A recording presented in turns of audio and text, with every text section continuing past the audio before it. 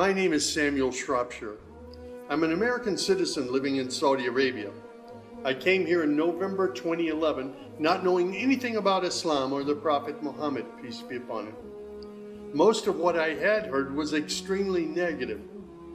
In America, our news channels boosted their on-air ratings by regularly sensationalizing breaking news of terrorism. Every 30 minutes, one witnessed horrific scenes of bombings and bloodshed and murder, often one Muslim group fighting against another Muslim group. As killings and beheadings took place, there were always the shouts of Allahu Akbar, Allahu Akbar, God is great. I was invited here to Saudi Arabia by Safi Kaskas to work on what was known as the Q Project. Dr. Kaskas wanted to produce a new, easy-to-read American translation for the next generation of young Americans. Since I could not read or speak Arabic, I wasn't doing any translation work.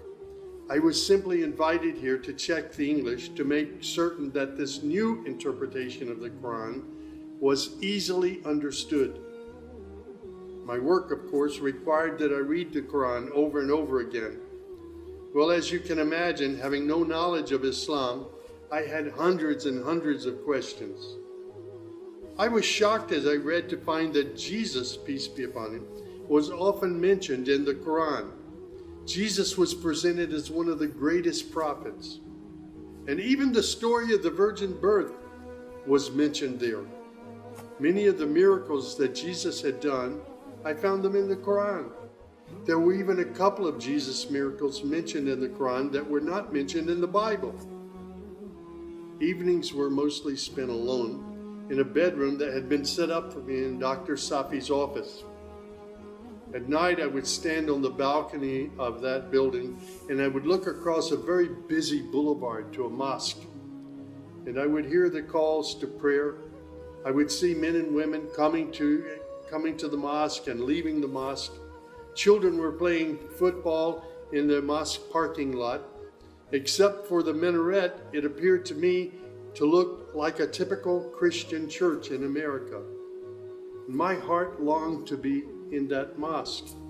I felt compelled by God to go there. A few months later, I got up the courage to walk down the street and to knock on the door of Taqwa Mosque. Now, nobody knocks on the door of a mosque.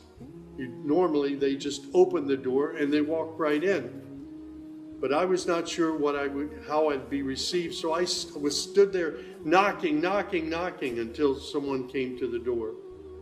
That person simply said, "May I help you?" I said, "My name is Samuel. I'm a Christian from the United States. Is it okay if I come inside?" And that man, Shafiq Zubir, who was the caller to prayer, he reached out and he hugged me and he said, "Of course, come in." I sat in the back of the mosque during prayer times for 3 days.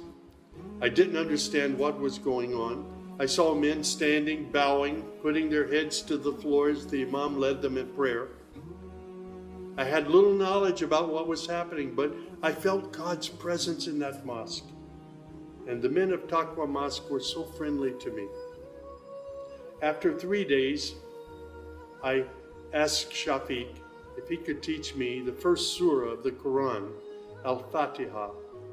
This was a necessary element in praying the 5 daily prayers. I was memorizing sounds, but I didn't know what the sounds meant. So I started comparing them with an English translation I had, and I realized that there was nothing in Al-Fatiha that was inconsistent with Christian teaching. There I read the encouraging words that God was the most merciful, the distributor of mercy and forgiveness. My heart was being strangely touched by the words of the Quran and the love displayed by the men of Taqwa Mosque. Dr. Sadiq Malki would later drive me to the Islamic Education Foundation in Al-Hamra, neighborhood of Jeddah, where I said Al-Shahada. According to Islam, we're all equal. There's none above another. There are scholars, but their role is educational. As for the relationship with God, it's personal, it's direct. The faith itself is simple and clear. It's summed up in just 6 points. There is one true God who is unlike any other being.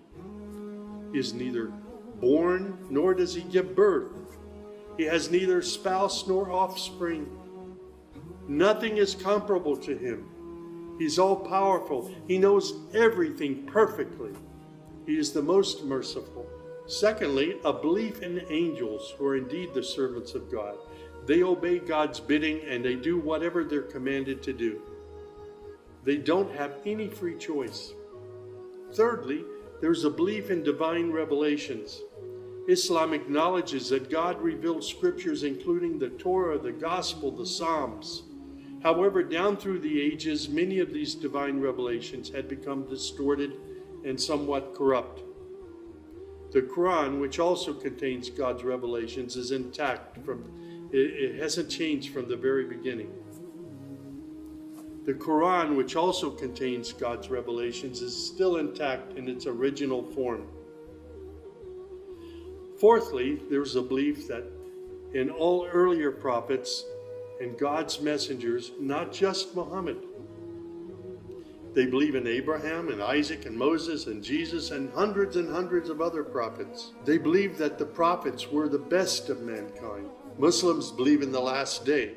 That's to say, this includes the belief in all that God and his messenger have told us about what happens after death, including recording of good and bad deeds, the resurrection and the gathering of all creatures, the reckoning that will take place on the great judgment day, the prophet's intercession, as well as heaven and hell. Man's ultimate aim will be to save himself on that day. Muslims believe in the divine destiny of predestination. Whatever God wills is certain to take place, and what he has not willed will never take place. This present life is a test for man, and man should endeavor to pass this test. These tenets of faith appeared to me entirely consistent with human nature. And then I asked, how can one become a Muslim? My search showed me that one needs to fulfill 5 specific duties, which are called the pillars of Islam. These are: first, a declaration to believe and to say verbally, I witness that there is no other deity other than God, and that Muhammad, along with all the other prophets, is God's messenger. Prayer is an important part of a Muslim's life.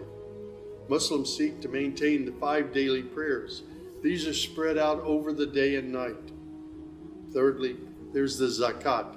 2.5% of one's property is an obligatory charity, provided that one owns more than a certain threshold and holds it for a year. Then there's fasting. Fasting is an important part of the Muslim's life. Muslims fast throughout the month of Ramadan. They do this every year, abstaining from all food, drink, and sex, from dawn till sunset.